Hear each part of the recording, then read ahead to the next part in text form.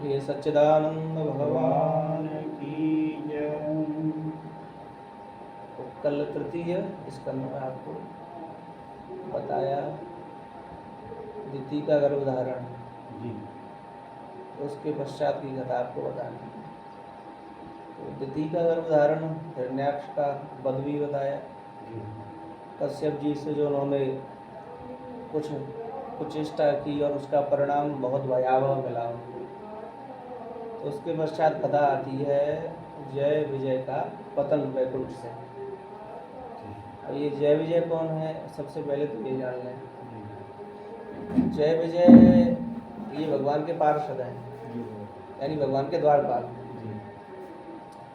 और द्वारपाल हैं भगवान की द्योड़ियाँ हैं कई वैकुंठ की, जैसे किसी राज्य मंत्री की या राजा की हो। भगवान तो सारे संसार के सार्वभौम राजा हैं। तो ऐसे ही वैकुंठ की 7 द्योड़ियाँ हैं और 7 द्योड़ियों पर शनि शनि द्वारपाल खड़े हैं। और सबसे मुख्य जो द्योड़ी है, जो भगवान की जो द्वार है, सबसे मुख्य द्वार जिससे भगवान के दर्शन होते हैं, वहाँ पर जय विजय रहते हैं, डंडा लेकर के या कोई अपना दंड लेकर के। हाँ, कि कोई अनर्गल व्यक्ति न घुस जाए, कोई अनाधिकारी न भगवान के पास जाए। तो शनकादि ऋषि जो भगवान ब्रह्मा जी के ज्येष्ठ पुत्र हैं, सनक, नंदन, सनातन और शरत कुमार, ये चारों भाई गए भगवान की तीव्र इच्छा हुई भगवान के दर्शन के लिए, क्योंकि ये ब्रह्मलोक में रहते हैं अपने पिता के लिए।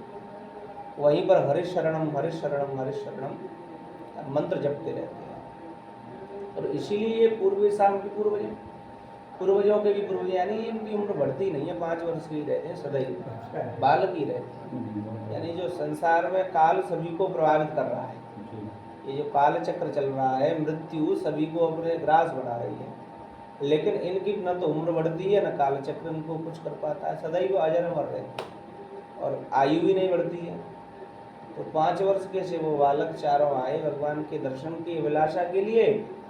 अब 6 द्योड़ियों को तो पार कर लिया, क्योंकि ब्रह्मर्षियों का तेज था, ब्रह्म तेज था, कोई रोक नहीं पाया। लेकिन ये जय विजय को थोड़ा अभिमान हो गया था, इन्होंने उससे पूर्व माता लक्ष्मी का भी अपमान किया था थोड़ा सा।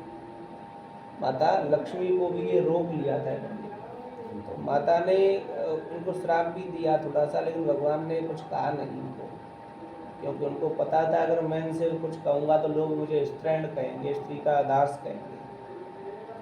लेकिन भगवान को सब पता था कि आगे आने वाले समय में उनको अपनी करनी का फल मिलेगा। तो सनकादि आए। अब जैसे ही सनकादि प्रवेश करने लगे, इन दोनों ने अपने दोनों जो दंड थे, जो डंडे थे, वो लगा दिए, रोक दिया।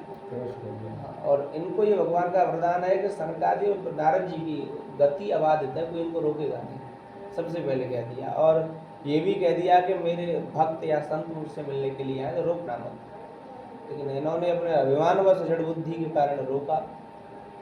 अब सनकादि जी को बड़ा क्रोध तो पहले नहीं आया, लेकिन समझाया इनको कि भाई तुम हरि के द्वारपाल हो हरेपुरा, और तुम उनके समान ही हो, चतुर्भुज हैं, इनके भी 4 भुजाएं, क्योंकि भगवान के समान ही भगवान के पार्षद होते हैं। समझाया बुझाया लेकिन माने नहीं, कहने लगे अरे बालको कहाँ जा रही हो, अब बताओ। 5 वर्ष के बालक हो, तुम जाओ कहीं अपने माता के यहाँ रहो, अपने पिता के पास रहो, ये कहाँ ब्रह्मांड में तुम आगे, ब्रह्मांड से भी ऊपर भगवान के सामने जाओ जाओ। अब जब कुछ अपशब्द कहे, कुछ तिरस्कार किया, तो उनको थोड़ा सा हृदय में क्षोभ उत्पन्न हुआ, भगवान के दर्शन में बाधा था। महात्माओं को, संतों को क्रोध तो नहीं आता, क्योंकि क्रोध तो ज्ञान का शत्रु है। क्रोधात् भवति सम्मोहात्, सम्मोहात् स्मृति विभ्रम, स्मृति भ्रंशात् बुद्धिनाशो, बुद्धिनाशात् प्रणश्यति। तो महात्माओं को क्रोध तो नहीं आता, लेकिन थोड़ा सा क्षोभ हुआ, और वो भी संसार के कल्याण के लिए होता है। उन्होंने कहा कि भाई इतने समय के बाद हरि दर्शन के लिए हम आए, और ये भगवत दर्शन में ये विरोध बाधा बन रहा है हमारे लिए, बन रहे हैं दोनों, और वो भी भगवान के पार्षद हैं, इसलिए इनका जो अभिमान है वो बहुत हानिकारक है, अच्छा नहीं है। लोक समाज में, लोक जगत में ये ठीक नहीं पड़ेगा, क्योंकि यद तदाचरते श्रेष्ठ तत्तदेव वितरोजन सहित प्रमाण श्रेष्ठ पुरुष जैसा आचरण करते हैं, वैसे ही जो सार्वजनिक लोग हैं, साधारण लोग हैं, वैसे ही आचरण करेंगे। तो ये हरि भगवान के पार्षद हैं, कोई साधारण जीव तो है नहीं, ये तो दिव्यात्मा है। तो इनको दंड के द्वारा, श्राप के द्वारा इनको ज्ञान कराना आवश्यक है जी। तो सनकादि ने कहा कि भाई अब भी जाने दो, तुमसे हम कुछ नहीं कहते। जब ज़्यादा नहीं माने तो कहा भूमौ निबद्धतौ सद्दौ यत् कृपादा परम गतौ।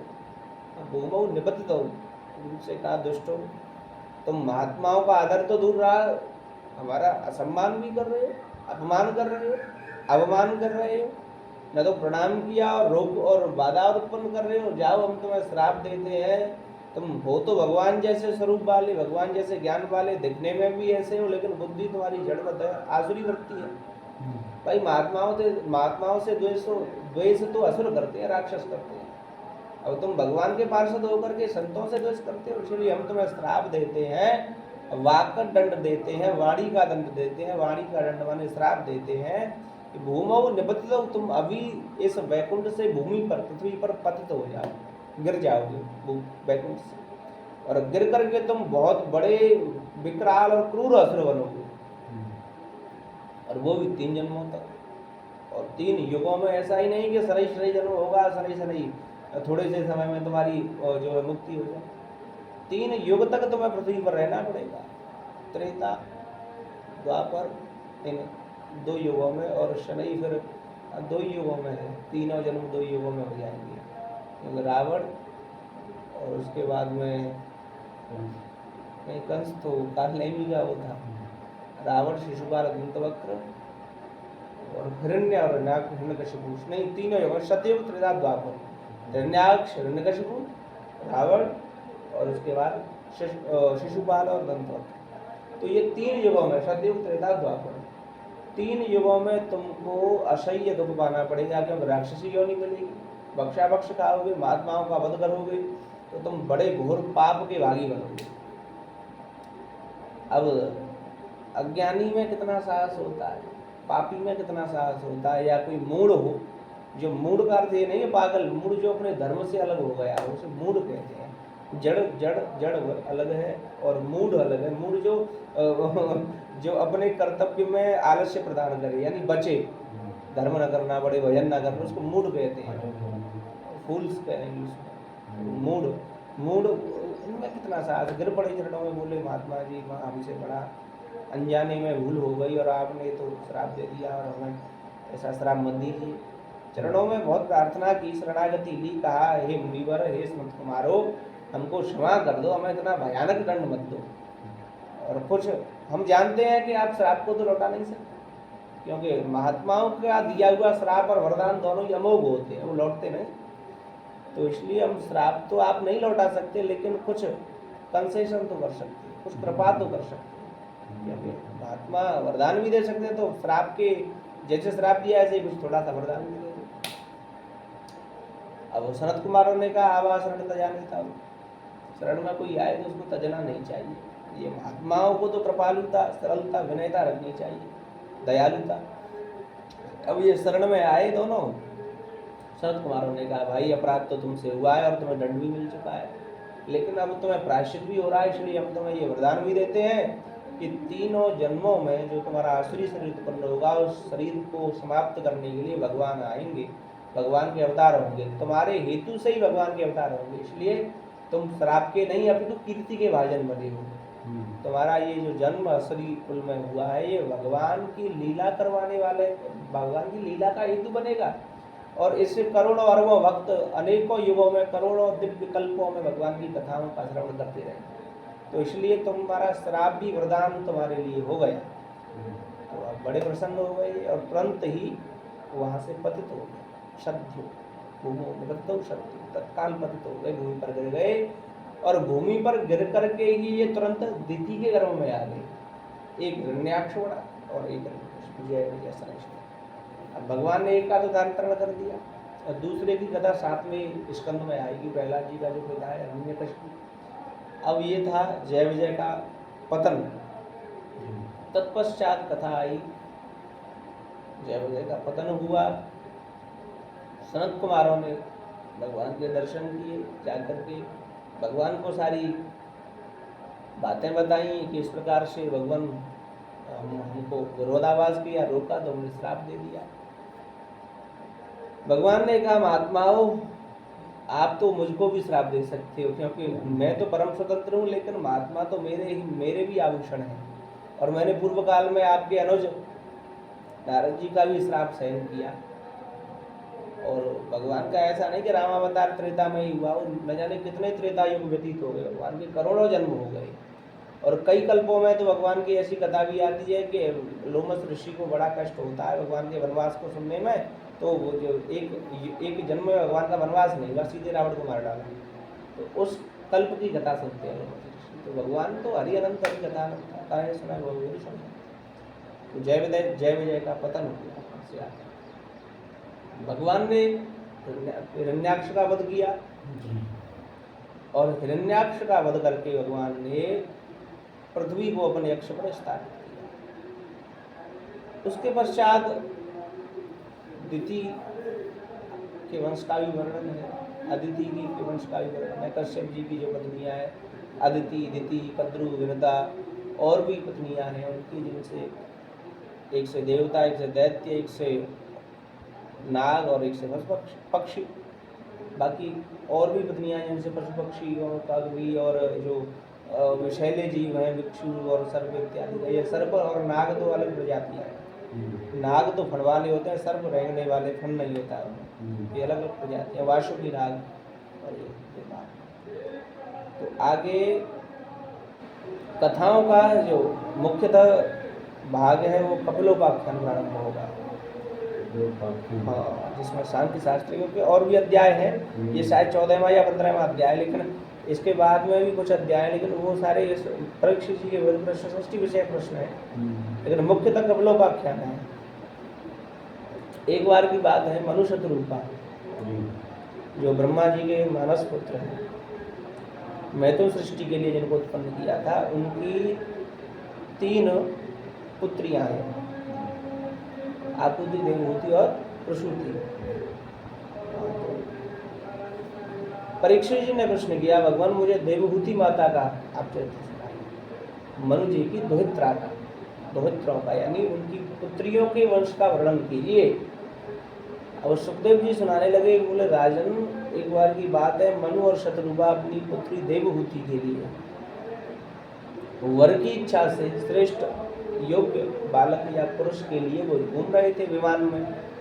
हम विमान में जाते जाते उन्होंने क्या देखा, विमान में जाते जाते उन्होंने देखा कि एक दिव्य आश्रम है, बिंदुसर तीर्थ है, समुद्र के निकटवर्ती, बड़ा सुशोभित और रम्य आश्रम दिखाई पड़ा। तो दोनों रुक गए, विमान को वहाँ पर स्थापित कर दिया और आचमन किया बिंदुसर में, और बैठ गए। तो देखा कि वहाँ कर्दम ऋषि बैठे, भगवान की सुंदर तपस्या में संलग्न है कर्दम ऋषि, जिन्होंने, कर्दम का अर्थ यही है जिसने इंद्रियों का वास्तविक रूप से संयम करके मन को अपने वश में या दमन कर लिया है। दमन माने जिसका मन युक्त विचार करता है, मन को कोई मार नहीं सकता, ये वास्तविक सत्य है। लोग बहुत कहते हैं मन को वश में जीत लिया, तो वो जानते हैं कि मन ये बिना मन रहा ही नहीं, मन तो रहेगा, बुद्धि भी रहेगी, लेकिन मन का जीतना होता है कि आप जो सोचोगे मन वो सोचेगा, अनुकूल चलना आपके। तो ये मन को जीतना या मन का दमन, शमन जो भी है, शमन और दमन ये अलग अलग है, थोड़ा पर्याय है। तो दमन कर लिया यानी बिना विचारों वाले, जो कुछ युक्त अपने आप जो विचार करते हैं वो मन करता है। मन जहाँ पर ले जाता है वहाँ पर नहीं जाते, जहाँ पर वो मन को ले जाते हैं वहाँ पर मन जाता है। तो ये है दमन। शमन इंद्रियों का होता है इस प्रकार से। जैसे शमन का अर्थ है समन, जहाँ पर इंद्रियां जाने से सुख पाती, आनंद पाती है, जैसे भगवत धाम में, भगवत मंदिर में, भगवत दर्शन के लिए, तो शमन होता है। नहीं तो ये तो इंद्रियां तो हमको घूमने फिरने के लिए और अश्लील चित्रों को देखने के लिए ले जाती है, लेकिन उसको रोक करके शमन करना, सब समाप्ति की ओर, ये शमन। तो आए दोनों, कर्दम जी तपस्या कर रही है, भगवान दोनों बैठ गए। और जैसे ही नेत्र एकटक खुले कर्दम जी के, तो देखा तो ये सृष्टि के पूर्वज हैं, सभी के पिता हैं, मनु शतरूपा बैठे हैं। बोला कैसे राजा परेशान हुए, क्यों आए बताइए। तो राजा ने प्रणाम किया बहुत उनके चरणों का, धोया जल से और शत्रुपा ने भी प्रणाम किया। दोनों बैठे और उनके साथ में उनकी पुत्री भी थी देवहूति। देवहूति ने भी प्रणाम किया। महात्मा जी ने कर्दम जी ने आसन दिया बैठने के लिए। अब दोनों बैठ गए मनु शत्रुपा। अब देवहूति को भी आसन दिया, लेकिन देवहूति मन ही मन में जानती है कि मेरे माता पिता वैसे ही यहाँ नहीं रुके, मेरे विवाह के लिए रुके हैं और होना वो मेरे पति हैं ये होने वाले। इनको नहीं पता है लेकिन मुझे आभास है। तो आसन दिया मृग चर्मादि का, तो उन्होंने बैठने के लिए कहा तो बैठी नहीं। अब मर्यादा है कि पति के समान आसन पर बैठ भी नहीं सकते और पति की आज्ञा की अवहेलना भी नहीं कर सकते। तो दोनों ही की आज्ञा को रखने के लिए उन्होंने एक अपना हाथ आसन पर रख लिया, नीचे बैठ गए। तो पति की आज्ञा का भी अनुसरण हो गया और पति का सम्मान भी रह गया। तो ये भारत की सनातनी वैदिक माताएं हैं, परंपरा है और हमारी माताओं का ये वास्तविक रूप से चरित्र है। तो मनु जी ने ये अपना विचार रखा था, कर्दम जी हम अपनी पुत्री का आपसे विवाह करना चाहते हैं। कर्दम जी सहसा चौंक गए, आश्चर्यचकित होकर बोले भाई मैं तो महात्मा हूँ, मैं तो पर्ण की इन घास फूस की कुटियों में रहता हूँ, कुछ सूखे पत्ते फल मिल जाते हैं खा करके भजन करता हूँ भगवान का। तुम्हारी पुत्री तो राजमहलों में रहने वाली बड़े दास दासिकाओं से सेवित है, तुम्हारा ऐश्वर्य तो संसार में चक्रवर्ती सम्राट हो तो तुम्हारी पुत्री वैसे तो मैं विवाह ही नहीं करना चाहता, लेकिन विवाह भी अगर मान लीजिए कर लूँ तो तुम्हारी पुत्री मेरे साथ कैसे निर्वाह करेगी। मैं तो बड़ी संकुचित विलासों से संकुचित रहता हूँ, यानी इनसे अलग रहता हूँ। महात्माओं का तो जीवन ही इनसे सबसे बिल्कुल वैराग्यवान होता है, तो वहाँ पर कुछ भोग विलास की सामग्रियाँ भी नहीं होती। बहुत प्रकार से समझाया। बोला मैं तो कई बार अग्निहोत्र करता हूँ, त्रिकाल संध्या करता हूँ, हवन करता रहता हूँ और सर्प विक्षु कीड़े घूमते रहते हैं जंगल में, और तुम्हारी तो पुत्री देखने मात्र से ही डर जाएगी इनको।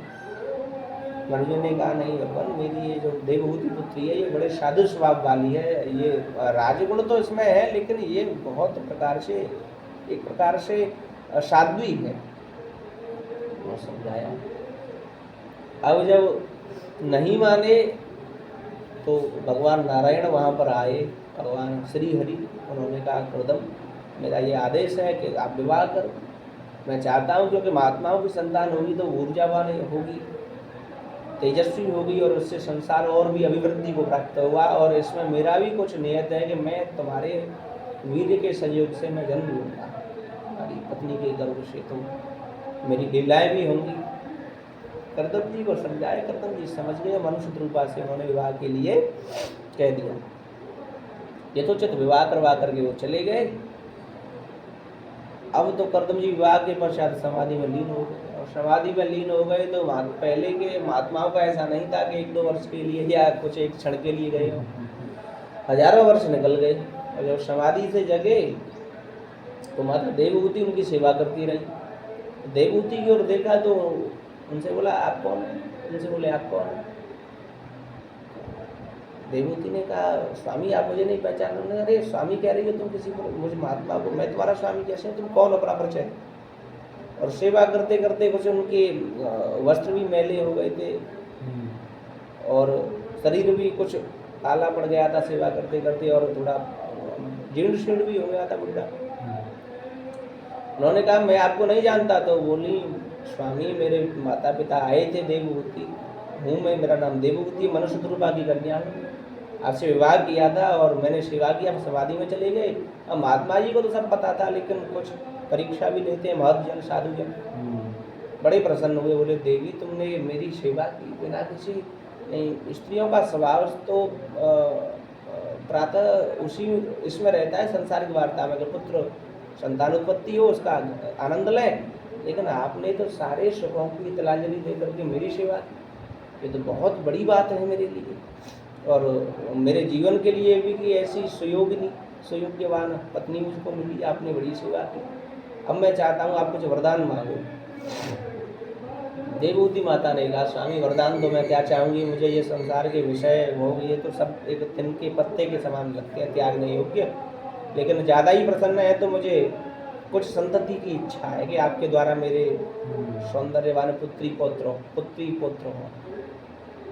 ऋषि ने कहा ठीक है। कर्दम जी ने तुरंत बिंदुसर तीर्थ में स्नान करवाया और अपने योग विद्या से, अपने योग बल से उनको स्वरूपवती बना दिया, बिल्कुल सुंदर, और एक दिव्य विमान का निर्माण किया, उत्पन्न किया, और उस विमान में सारी भोग सामग्रियाँ, सारे संसार के जितने भी अवयव द्रव्य थे सभी उपस्थित थे। उस विमान पर आरूढ़ हुए दोनों और बहुत वर्षों तक विहार किया, और उनके दिव्य विहार से नवकन्याओं का जन्म हुआ, जिनको नवदावती भी कहते हैं। और नवकन्याओं का जन्म हुआ, बहुत वर्ष हो गए, ऋषि को बड़ी ग्लानि हुई कि मैं तो महात्मा था, भगवान का भजन करता था, कहाँ विषय भोग में लग गया, मुझे भगवान का भजन करना चाहिए था। उन्होंने कहा देवी अब मैं जाना चाहता हूँ वन को, तो मैं छोड़ करके, और तुम अपना कन्याओं के साथ निर्वाह करना। माता देवहूति ने कहा स्वामी 9 कन्याएं हैं, इनके विवाह की जिम्मेदारी तो मैं तो स्त्री हूँ, आपको ही करनी होगी। और दूसरा आपने कहा था कि आप तो मेरे अवलंबन के लिए, मेरे सहारे के लिए आप मुझे एक पुत्र भी दोगे, तो वो वचन भी पूरा कीजिए। और आपसे भगवान ने भी वरदान दिया था कि मैं पुत्र रूप में आऊँगा, तो आपका तो भाग्य है कि भगवान ही आपके पुत्र रूप में आएंगे। तो करदम जी भगवान की माया को समझ गए और उन कन्याओं का विवाह भी किया, 9 कन्याओं का। उसके पश्चात में एक दिव्य पुत्र उत्पन्न हुआ, जो जिनका नाम था कपिल, सिद्धा नाम कपिल। भगवान खुद कहते हैं सिद्धों में मैं कपिल, भगवान के जो अंशावतार, कलावतार भगवान कपिल का अवतार हुआ। जैसे ही कपिल भगवान 4-5 वर्ष के हुए तो करदम जी ने कहा देवी अब तो भगवान ही आ गए साक्षात, उनको जाने दीजिए आप। अब माता को भी आश्वासन यहाँ पर ढाढ़स बंध गया कि भगवान ही मेरे पुत्र बन करके आए, और उन्होंने कहा स्वामी अब आप जा सकते हैं, क्योंकि मैंने भी आपका बहुत काल जो है व्यय कर लिया, नष्ट तो नहीं कहेंगे लेकिन व्यय तो किया ही, खर्च किया, इसलिए आप जाइए भगवान का भजन कीजिए, अब मेरे को तो सारा मिल गया। कपिल जी शनै शनै बड़े होने लगे। अब माता देवहूति उनके मुख कमल की ओर देखती है कि जो भगवान के साक्षात अंशावतार है, कलावतार है, तो उनको साक्षात भगवान ही है। तो उनकी सौंदर्यता, उनकी दिव्य मुस्कान को, चितवन को देख करके माता बड़ी प्रसन्न रहती है कि मेरे गर्भ से ही भगवान ने जन्म लिया। जैसे ही पौगंड अवस्था, कैशोर अवस्था में हुए, थोड़े से बड़े जानकार, तो माता ने विचार किया कि मुझे भी बहुत समय व्यतीत हो गया, अघायुर इंद्रा मोघम भारत, जैसे भगवान ने गीता में कहा कि इंद्रियां ये कभी विषयों से गाती नहीं है। अब कोई व्यक्ति चाहेगा कि वो मर जाए, सभी जीना चाहते हैं, मुद्दे से उल्टा हो।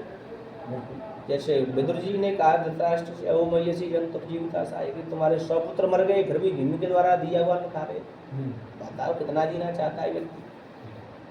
हाँ, तो ऐसे ही माता ने सोचा कि बहुत समय व्यतीत होगा, मेरे स्वामी भी पतिदेव भी चले गए और मैं भी अब संसार में ही प्रवृत्त हूँ, और अगर मैं और प्रवृत्त रहूँगी तो मैं ये चाहूँगी कि मेरे पुत्र का विवाह भी हो, मेरे पौत्र भी हो, तो ये अच्छा नहीं है, क्योंकि ये तो सिद्धों के अवतार है। तो उन्होंने प्रश्न किया कि बेटे मैं जानती हूँ तुम मेरे पुत्र नहीं, तुम तो साक्षात हरिश्वर हो, हरि हो, साक्षात नारायण हो, इसलिए हे भगवान मैं आपसे पुत्र नहीं भगवान कह करके ये कह रही हूँ कि ये इंद्रियां कभी भी विषयों से संतुष्ट नहीं होती हैं। जैसे हवन में आप आहुति के समय घी डालते हैं तो उसकी अपनी और ज्वाला प्रखर होती है और बढ़ती है, ऐसे ही इन विषयों को भोगते भोगते इनकी चाह इच्छा भी और प्रबल बढ़ती है। तो इसकी संतुष्टि के लिए कौन सा मार्ग, कौन सा भजन करना चाहिए, कौन से भगवान की शरण लेनी चाहिए, ये प्रश्न किए। यहाँ से सांख्य योग का निरूपण प्रारंभ हुआ। कपिल जी ने कहा माता इंद्रियों की चाह अनंत है, जैसे समुद्र का जल अनंत है, कोई समुद्र के जल की था पाना चाहे तो नहीं पा सकता। बड़े से बड़ा तैराक हो, बड़े से बड़ा कुशल तैराकी हो, उसे डूबना ही पड़ेगा। इसी प्रकार से अगर इंद्रियों के विषयों के संवेग को देखना है तो आप कभी भी इनको संतुष्ट नहीं कर पाओगे। लेकिन माता जैसे गागर में सागर भरने वाले वचनों में थोड़े से ज्ञान में ही व्यक्ति का जीवनोपार्जन हो जाता है, मोक्ष हो जाता है, ऐसे ही बुद्धिमान लोग समुद्र को देख करके उसकी गहराई का अंदाजा लगा लेते, उसमें अंदर नहीं जाते। ऐसे ही जो विषयों को भोग करके देखना चाहता है वो व्यक्ति कभी भी इनसे पार नहीं पा सकता है। लेकिन जो व्यक्ति अपनी किनारे पर देख करके इनके दुख को पहले से ही अनुभूति कर लेता है कि ये विषय को हम नहीं भोगेंगे, ये हमको ही भोग जाएंगे। तो इस प्रकार से इनके भगवान भुगता हाँ वही वही में भुगता, जैसे गीता आगो में। नहीं आता बिल्कुल वही नहीं आता, तपो न तपता वही बिल्कुल।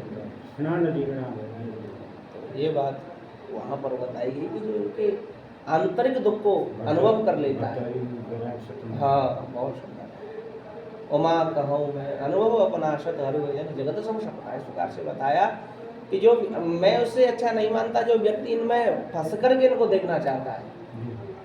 तो जैसे समुद्र से निकलना बहुत कठिन है, ऐसे ही विषयों से निकलना बहुत कठिन है। ऐसे ही जो व्यक्ति इनके दुख की अनुभूति कर लेता है कि असारम कल संसार दुख रूपी विमोहक, ये संसार असार है, दुख रूप है, विमोहक है, ये माया भी है संसार।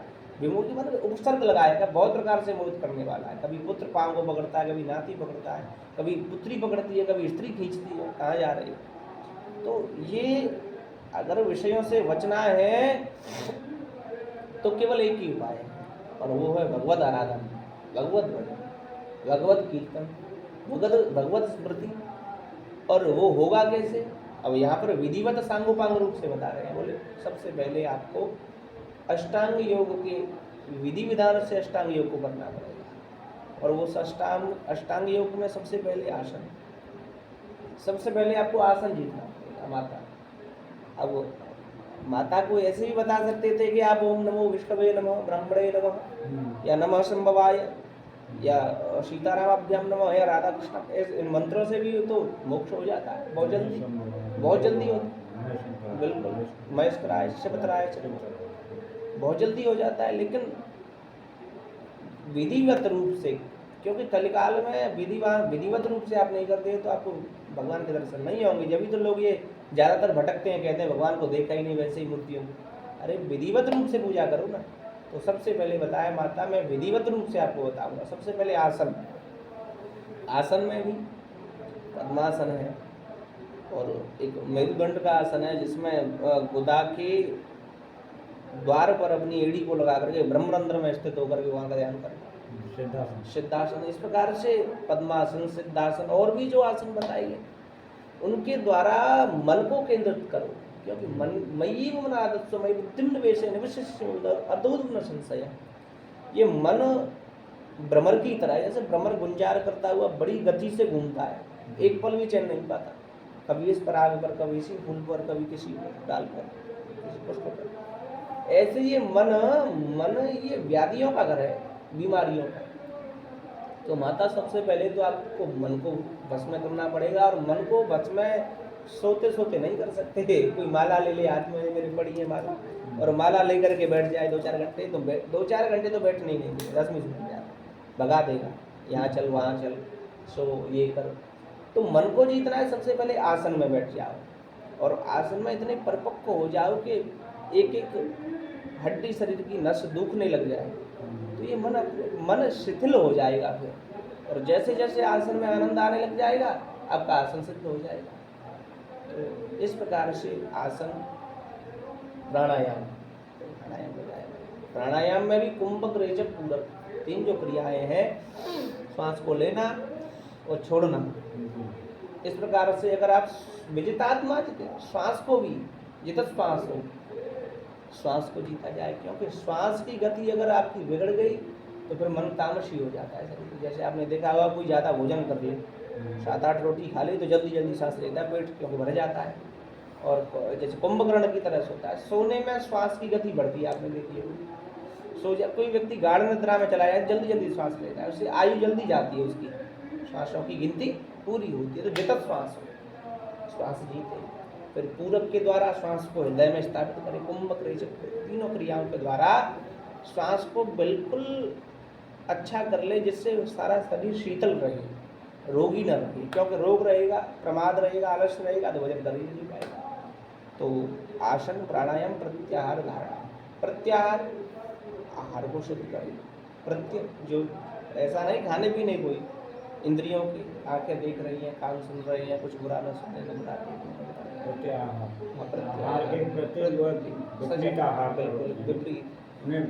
बिल्कुल। अच्छा, इंद्रियां तो विपरीत यहाँ पर क्यों कहा गया, प्रतिकूल जिसे कहते हैं, क्योंकि इंद्रियां तो चाहती हैं कि इसको अच्छा अच्छा दिखाई पड़े, इसमें आनंद मन का रंजन हो, मनोरंजन हो, कुछ नृत्य सुनाए या तो इनके आहार से प्रतिरोध करके दूसरा आहार यानी भगवत भजन में लगाना और भगवत चिंतन में लगाना, अच्छी अच्छी पुस्तकों में लगाना, तो प्रत्याहार यानी युक्त आहार करे जो हमारी इंद्रियों के लिए अच्छा है, सात्विक है। क्योंकि इंद्रियां नहीं चाहती हैं कि अच्छा आहार मिले, ये तो जैसा मिल रहा है वैसा ही चाहिए। तो आसन, प्राणायाम, प्रत्याहार, धारणा, धारणा को धारणा ध्यान धारणा जो अंदर जो विषय संवेग बन गए, काम क्रोध बन लो, गंभीर, ये हृदय हमारा एक जैसे शीशे है जो खिड़कियों के पर एक धूल जम जाए, इसी प्रकार से परत हृदय पर जम गई है, काम की, क्रोध की, मोह की, ये है वो है, ये इसको इतना देना है, इससे इतना लेना है, ये तो उस धारणा को भी बदले।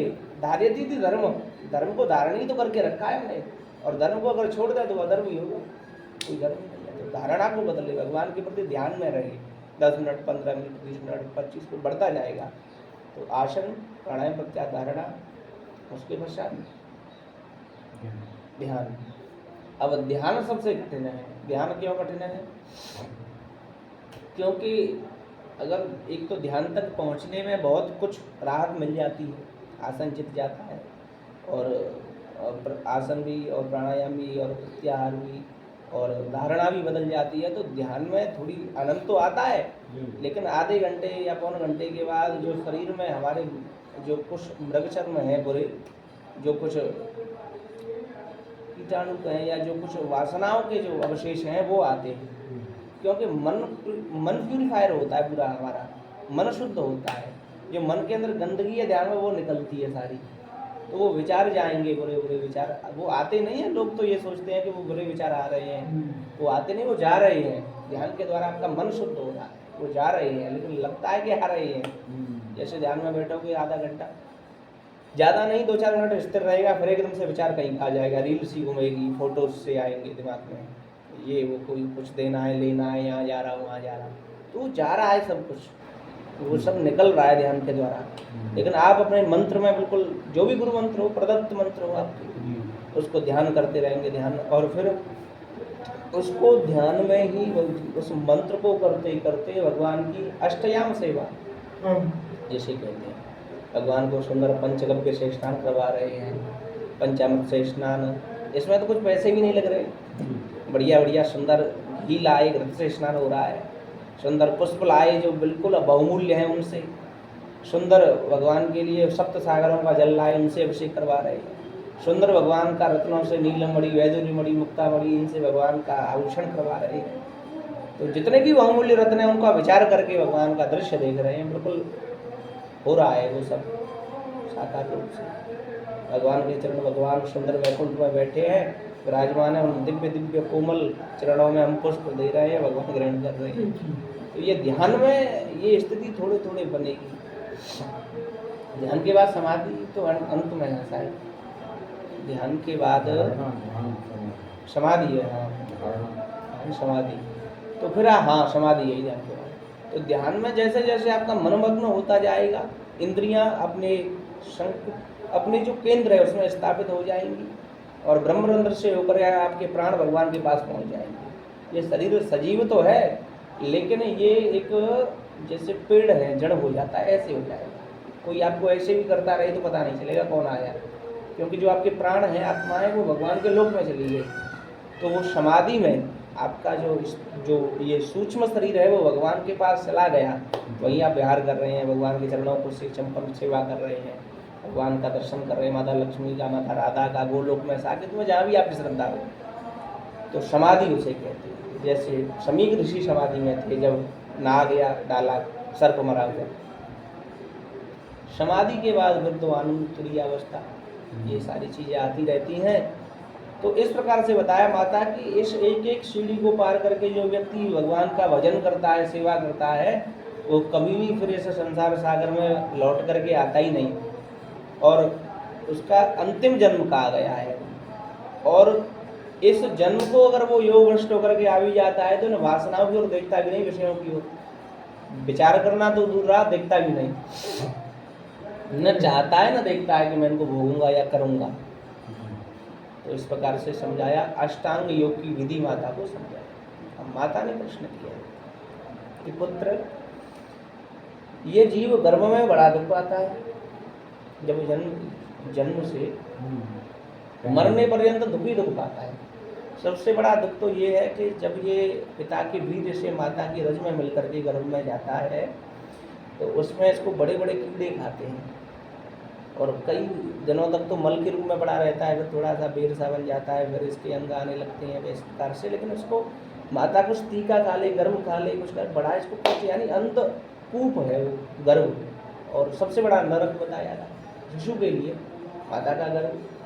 तो ये यातना पा करके भी, और हमने ये भी सुना है कि जंतु जो जीव ये स्तुति करता है भगवान की कि भगवान अब की बार तो मुझे इसमें आपने डाल दिया गर्भ में, लेकिन अब मैं ऐसा भजन करूंगा प्रभु, ऐसा जीवन का निर्माण करूंगा कि मैं दोबारा नहीं आऊँगा, क्योंकि मुझे बड़ा कष्ट दुख झेलना पड़ता है। तो ये फिर भूल कैसे? ऐसी कौन सी माया है कि इसको जकड़ लेती है बार बार? पुनरपि जन्मम पुनरपि मरणम पुनरपि जननी जठरे शयनम, बार बार इसको माता की जठर में आना पड़ता है, जलना पड़ता है। तो ये तो बड़ा कष्ट का विषय है। जननी जन दुख बाजा, और बार बार जननी को भी जन्म देने में, प्रसव पीना में दुख पाना पड़ता है। तो कपिल भगवान ने कहा, माता भूमि पर डावर पानी जल जीव है। ये जीव बड़ी स्तुति करता है, कहता है भगवान मैं बड़ा खल हूँ, पतित हूँ, मैं बड़ा नीच हूँ, दुष्ट हूँ, अधम हूँ, मैं आपसे वादा करता हूँ बार बार, और न जाने कितने गर्भों में, कितनी योनियों में, कभी पशु पक्षी भी बना, कभी नाग भी बना, कभी गंधर्व भी बना, देवता भी बना, मनुष्य भी बना, लेकिन मैंने बार बार आपसे वादा किया, प्रॉमिस किया कि आपका भजन करूँगा। लेकिन भूमि पर तो जैसे भूमि पर जन्म लिया तुरंत रोया, और माया ने ऐसा झगड़ा, ये मेरा पिता है, ये चाचा है, ये ताई है, ये ताऊ है, बुआ है, फूफा है, इनमें ही पड़ा रहा। तो ये जीव त्रिगुणात्मिका माया के द्वारा ठगा जाता है, और फिर जब ये सारा जीवन इसका इन्हीं में संबंधों में, व्यवहारों में निकल जाता है, तो माता ये अंततः दो पतितौ पार्श्वौ शकन वर्षन मूत्र विसर्जन। जब दो पतितौ पार्श्व, जो दो भगवान के मृत्युदेव के जो पार्षद हैं या यमदूत हैं, वो आते हैं, ये बड़े पाप अनाचार करता है संसार में रह करके, और भगवान का भजन नहीं करता है, तो अंततः इसको लेने के लिए जब आते हैं, तो मृत्यु सैया पर पड़ा पड़ा देखता है कि बड़ी बड़ी विकराल दाढ़ें, विकराल भेष, बड़े बड़े महिषों पर, भैंसों पर बैठा हुआ वो दूत आते हैं, और इसको मृत्यु पास फेंक करके इसके गले से प्राणों को जब खींचते हैं, तो खाट में पड़ा पड़ा ये सभी नाती पति सभी इसको ढांढस देते हैं कि दादाजी कहीं नहीं जा रहे, यहीं रहो। लेकिन पता है कि बचने वाला नहीं, क्योंकि इंद्रियां कर्ण तत्व में लीन हो रही है, सुन ही नहीं रहा है वो, उसकी इंद्रियां काम करना छोड़ दी, उसको पता है बचूंगा नहीं है, मैंने भजन भी नहीं किया। तो उन यमदूतों को देख करके खाट में ही मलमूत्र त्याग देता है डर के मारे, और बड़े ही कष्ट से, बड़ी व्याकुलता से अपने प्राणों को छोड़ता है, उसके प्राणों को खींचते हैं कंठ से यमपास डाल करके। तो माता ये जीव, इसका स्वभाव बड़ा, एक प्रकार से हम कहें तो एक भोला है, बड़ा ही ये माया के द्वारा ठगा जाता है। ये जानता तो है, लेकिन और गर्भ में इसको करोड़ों वर्षों की स्मृति आ जाती है, जितने भी जन्म हुए, लेकिन जैसे ही ये पृथ्वी पर आता है, भगवान की माया जो अचिंत्य योग माया है, वो ऐसा कार्य रचती है कि सब कुछ भूल जाता है, सब कुछ जो भी है। फिर तो उसे यही लगता है ये मेरी पत्नी है, ये बालक है, ये माता पिता है, ये संबंधी है, बस इन्हीं में रह जाता है। लेकिन हाँ, जिस पर भगवान की कृपा हो जाती है, सबसे पहले तो अपनी कृपा, निज कृपा, फिर भगवत कृपा, गुरु कृपा जिस पर हो जाती है, वो जान जाता है कि ये जीवन अनित्य है और भवरोग है, बहु में संसार में भवाट भी अटकने वाला है। इसलिए माता मैं चाहता हूँ कि आप केवल इन योगों के द्वारा अपने, सबसे पहले तो जो आपका ध्यान संसार में जा रहा है कि मेरे पति मेरा पुत्र, कपिल मेरा पुत्र है, या ये सब कुछ नाम रूप ये मिथ्या है। जितने भी ये नाम रूप आपको अधिष्ठान, या जितने भी अधिष्ठान या जिनकी भी निमित्त, या जो भी आपको दिखाई पड़ रहा है, ये सब नष्ट होने वाला है। ये सब कुछ यथावत अपने जो जिसका केंद्र है उसमें जाने वाला है, भगवान के उदर से ही सब उत्पत्ति और उसी में मिल जाएगा। यहाँ पर ना कुछ कोई बना ना बनेगा, ये सब कल्पित है, तादात्म्य है, कल्पित है भगवान के द्वारा। और झूठा तो इसलिए नहीं कहेंगे क्योंकि जो भगवान का भजन कर रहा है वो सत्य है, लेकिन बाकी सब झूठा है। अमृषा तेन अमृषा, जो त्रिविध कर्म है, जो त्रिविध वयारी है, जैसे जल में स्थल, स्थल में जल, पानी में सीपी चांदी की, और रेगिस्तान में मरुस्थल में जो है जल की प्रतीति, ये सब असत्य है, लेकिन सत्य सी प्रतीत होती है। ऐसे ही ये जागृत स्वप्न सुषुप्ति तीनों ही असत्य हैं, सत्य नहीं है। न जागृत सत्य है, न स्वप्न सत्य है, न सुषुप्ति सत्य है। लेकिन जो आनंद में तृण तत्व में लीन होकर के भगवान का भजन कर रहा है, जागृत में हो या स्वप्न में, वो सत्य, क्योंकि भगवान सत्यात्मकम तम शरणम प्रपद्ये, भगवान का नाम है सत्यात्मक। तो जो सत्य की चिंतन कर रहा है, जो सत्य की भक्ति कर रहा है, वो सत्य है, बाकी सब अनित्य और असत्य है। इसलिए माता भगवान का भजन करना चाहिए ज़्यादा से ज़्यादा, भगवत आराधन में, ध्यान में, योग में, समाधि में बैठ करके भगवान का ध्यान करें। तो ये आपके मैंने आज सुनाया आपको।